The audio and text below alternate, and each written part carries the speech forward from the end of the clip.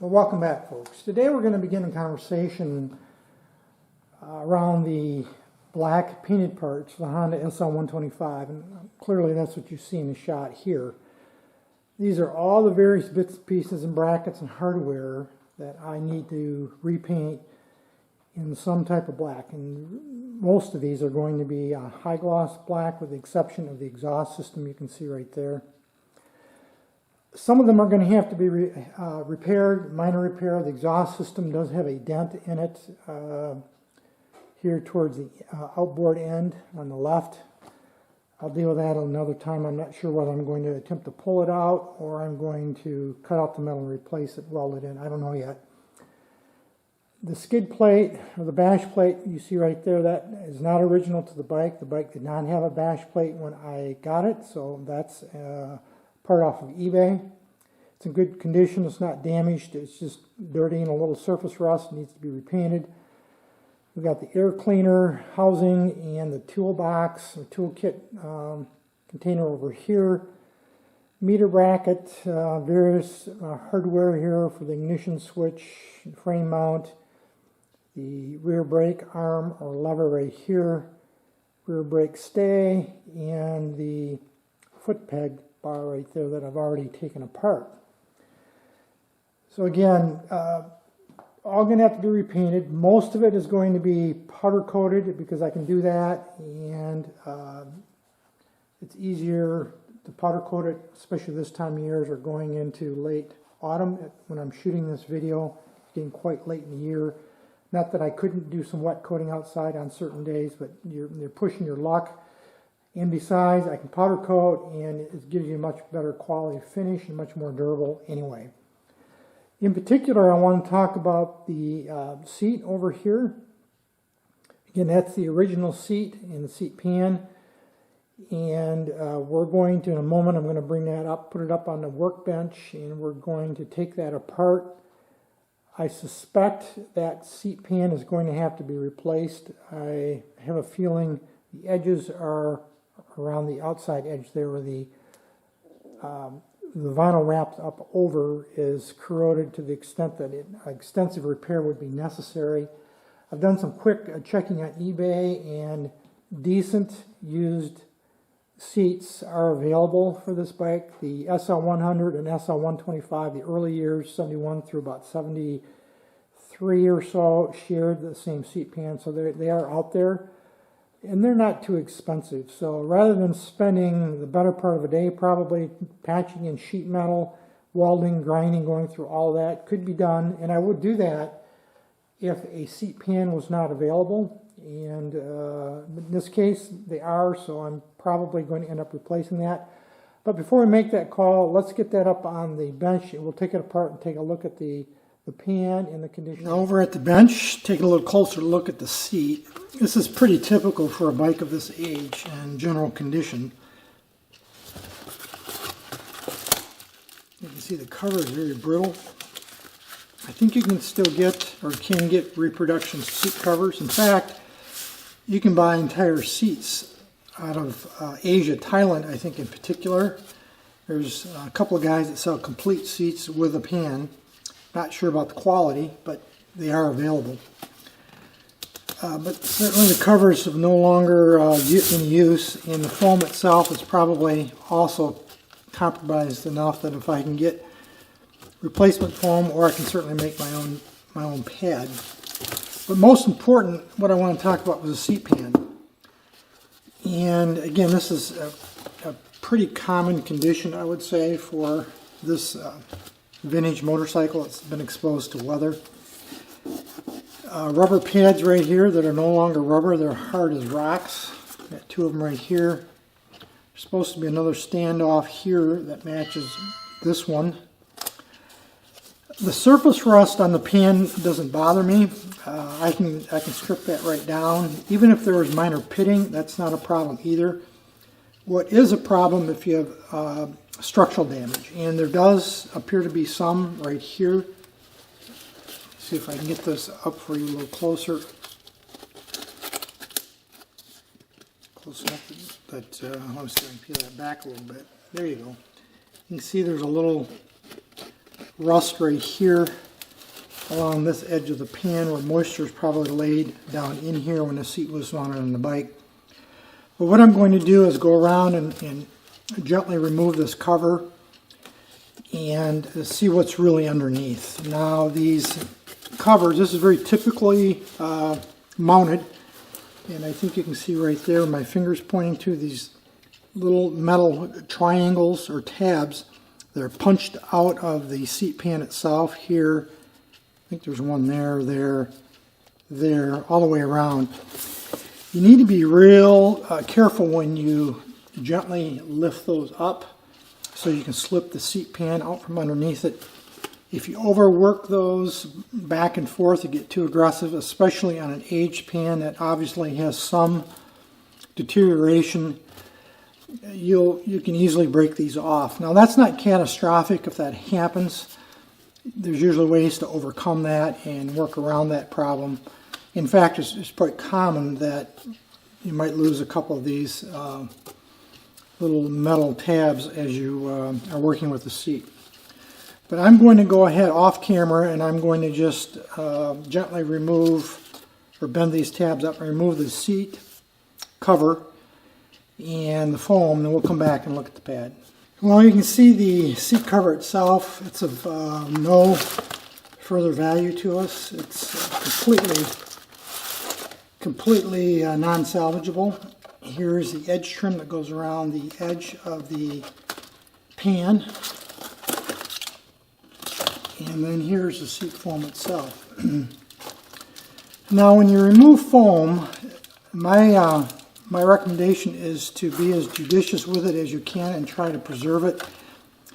Even if you're not going to reuse the foam, in the event that you have to make your own seat foam like I had to do with the Yamaha YL1, you can use this as a bit of a pattern. So I took care to try to preserve it as best I could, even though I'm not intending to reuse this.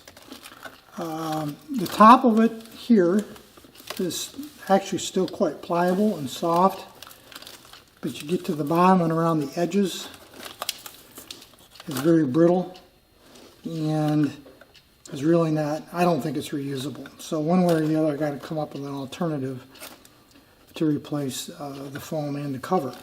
So let's take a look at the seat pan itself, which is really the main topic of this particular conversation. It took me maybe 10 minutes to get this apart, and you can see those little triangles I was talking about earlier all the way around the perimeter. I don't think I broke any of them off when I was removing the cover. And here's the top side. It's reasonably sound. A lot of surface rust, of course, and there's some residue from the foam. So that's really not what concerns me. What concerns me is this edge here from about here all the way back to probably here. So this section in between my thumbs right here is very deteriorated. You can see there. It's very weak, and that concerns me. The rest of the pan isn't too bad. I think we got I'm not sure what this little wrinkle is right here in the metal. Not sure how that happened. But if it wasn't for this section here that I just talked about, I would definitely reuse this pan. And this could be replaced. I mean, I could cut this out and form and reshape a piece of sheet metal to fit in there. Come up with an alternative to the tabs, because you lose 4 or 5 of the tabs in the process. I wouldn't just grind this down smooth and reuse it the way it is. Some people might. That's not my inclination. So what I think I'm going to do is go out and see if I can find a better pan that I could replace this one with. I know I'm not going to find a new pan, but if I can find a good used pan that's structurally sound that I can work with, basically, clean up and repaint, powder coat it. This will be a powder coated part. that is going to be my preference. Now, if this was a very rare part, that is, you know, they're just not available out there anywhere because of the particular model it came from, then I definitely would salvage this by cutting out, you know, the bad metal, fabricating a piece to fit in there, and then you know, figuring out an alternative to replace the tabs and reuse the rest of the pan. That I would definitely do that. But I think it's just gone enough right now that if I can find a good used one that I can salvage, then that's going to be my first stop in the restoration of this seat. I think we'll call this video here right now because it's going to take me a while to sort all this out. I'll bring you back at another time when I have a solution for the pan. Well, it's about 2 weeks later, and you see here the replacement seat that I got off of eBay. This was about the best one I could find, at least based on the description and the photos. And this was from an SL125, even though the SL100 and 125 in early years used the same seat. And again, just a reminder, it was really the seat pan I was after, not the rest of the seat, because certainly the cover will be replaced, and I'm not sure I'll be able to reuse this foam either. Seat foam doesn't age very well. This closed cell foam that was used, even if it's not exposed to the weather, my experience has been that trying to save the foam can be challenging. I think I've only managed to do it once, and that was on the Suzuki TS185. Even then I had to augment it with new foam to build it back up a bit. I could use the original foam to keep the shape and then had to finesse it from there. Whether this foam is usable or not, I don't know. We'll see when we get in there. So what I'm going to do now is, and this is literally the way I received it, as you can see, I haven't done anything to it. It would be a very good seat, by the way, for a rider, or someone had a original bike that they just wanted to replace the seat on to use it as a daily rider rather than a restoration. It's not in bad condition. This side of the seat, you can see there, looks really good. This side certainly has some challenges. And in here you can see where the cover has ripped through. The pan, though, does look very solid, which is my main interest. I'm going to go ahead and tear this seat apart off camera, and then I'll bring you back and we'll take a look at the seat, the condition of it on the top. That would be on the opposite side of this bottom face that the foam lays against. Commonly, that will have some surface rust. We'll see on this one. This one doesn't look like it's been exposed to weather much. It certainly doesn't look like it's been left outside. Probably has had indoor storage for years, but we'll be back here in just a minute. So as you can see, we got the seat apart. Here's the foam. Actually, the foam is in pretty good condition. The top is all nice and soft, even down into the sides here. It's fairly soft on both edges. The bottom is a little crusty here, as you can see. Some of that's rust. But I'm reasonably pleased with the overall condition of the foam. Now, whether I will reuse this foam or not, I haven't decided. What I would have to do, I'd peel this, clean this crustiness off here, and then the edges, pretty much all the way around, this lip would have to be replaced with new foam, because this is very dry, as you can see. But the basic shape of the foam I might be able to reuse and replace parts of it with new foam. So we'll see a bit later what I'm going to do about the foam, but that might be promising. Let's take a look at the seat pan. Here's a pan pretty much as it came off the seat. I haven't removed the trim yet, as you can see around the edges here. I left it on. Interesting to note that the trim right here, there's a gap there, as you can see, that they didn't, when they upholstered this at the factory, they didn't complete that gap. Let's go ahead and pull that trim off, see what the edges look like.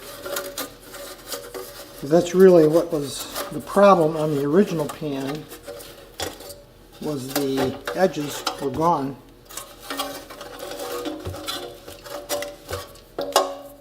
Trim is okay, pretty typical. You can see the top. I did very quickly run a wire brush over it just to get some of the surface rust and old foam off, because there was residue from the seat foam clinging to it, but that's very intact. It's just surface rust. But most importantly, the edges. This one's bent over a little bit here, but I can straighten that. The edges are very much intact all the way around. Surface rust, but certainly salvageable, restorable. The tabs that are used to hold the seat cover on, I just pulled the old seat vinyl underneath the tab with a needle nose plier.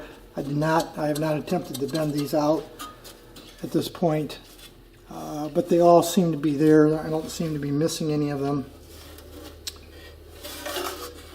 So the next step will be to media blast this. I'll pull these rubber plugs out here, and then these bumpers here and here. Remove those. I will media blast the entire piece, and then I will soak it for 24, 36 hours or so in evaporust. Now, one might ask why I would do both, that is media blast and evaporust. The reason being is media blasting will not get down inside of these joints up underneath where these pieces have been welded on. You simply can't get underneath there, and if there's any rust that has crept up underneath